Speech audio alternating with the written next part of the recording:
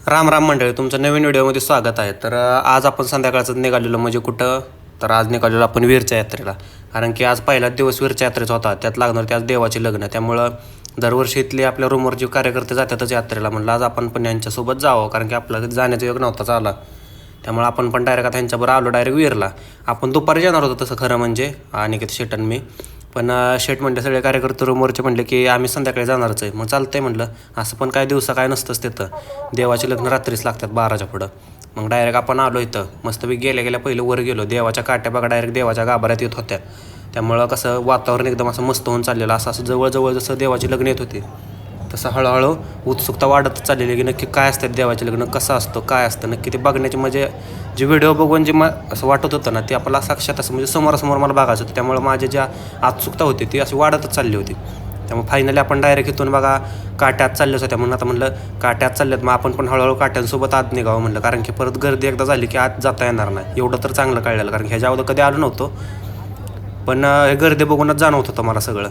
मग काय तर असं ढोल ताशांचं म्हणजे जे होतं ढोल म्हणा ताशा म्हणा त्यांच्या गजरात आपल्या काट्या आत चालल्या होत्या. तर तुम्ही पण बघा.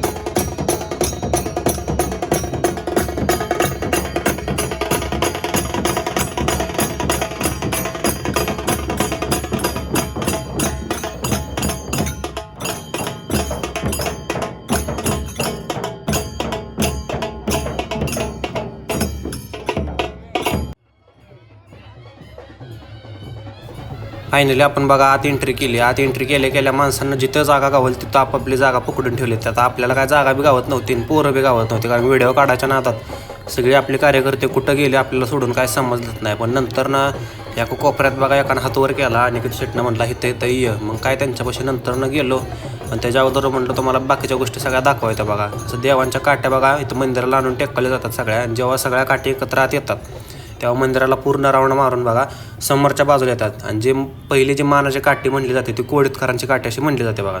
जी कोडीत गाव आहे त्यांची काठी तर म्हणजे त्यांचा पहिला मान असतो. त्यामुळं त्यांच्या तर देवाचे लग्न लागणार होती. त्यामुळं आपण काय आत जागा धरून थांबावं म्हटलं. त्यात अशी जी सजावट केली ती मंदिराची की बासच सांगताच काय म्हणजे सांगू शकत नाही शब्दात कुठल्या गोष्टी. तुम्हीच बघू शकता आता.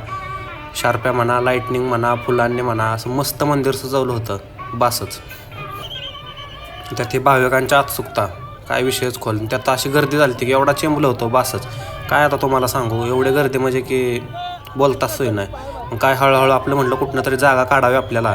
पण जागा काय निघत नव्हती. सगळ्या माणसांच्यात मध्येच चेंबलं होतं. मागं भिंत पुढं माणसं हलावं तर हलावं कुठं. त्यात मग काय कार्यकर्त्यांना थोडंसं नियोजन लावावं म्हटलं. कुठं तरी निघा म्हटलं इथनं बाहेर.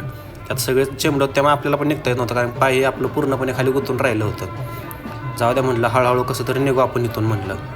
काय फायनली मग नंतर म्हटलं आता अनिकेत शेट तुम्हीच व्हिडिओ काढा, आम्ही आपलं गप खाली थांबतो म्हटलं. कारण की आपल्याला हालता येत नव्हतं आणि खाली व्हिडिओ काढाय मोबाईल काढला की मोबाईल तर गायब होणारच होणार. पण त्याच्याबरोबर मी कुठं पडेल मला बी सांगता येत नव्हतं. कारण एवढी भयानक गर्दी होती. पहिल्यांदा एवढी मी यात्रेला कुठल्या गर्दी बघितली असेल काय सांगावं तुम्हाला आता बासच. ही बा कोडीतकरांची पालखी अशी पुढं येत होती तशी गर्दी अजूनच वाढत चालली होती.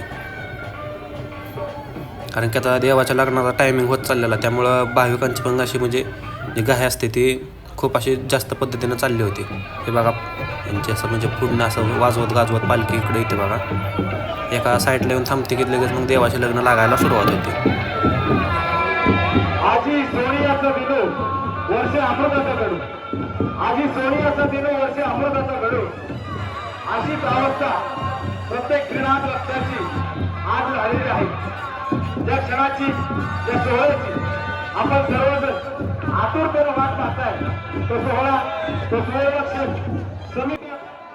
हे बघा पालखी आलीच बघा. पालखी आलेलं तुम्हाला तर समजलं असेल गर्दी कशी आहे ती. आणि इथं सगळ्यात महत्त्वाचं म्हणजे सगळ्यात जास्त मान असतो तो टोपीला असतो. इथं प्रत्येक बघा तुम्हाला प्रत्येकाच्या डोक्यात तुम्हाला इथं टोपी दिसली जाईल. आणि सगळ्यात जास्त मान म्हणजे गुलालाला. ह्या दोन गोष्टी तर तुम्हाला बघाय हमखास भेटणार म्हणजे भेटणार. तर ह्या दिवशी काय एवढा जास्त गुलाल नसतो, पण मारामारी दिवशी गुलाल तुम्ही जो उभा राहिला तर तुमचा पाय अख्खा पूर्णपणे भरून जाईल, एवढा म्हणजे गुलालाचा जास्त इथं थरारक असतो.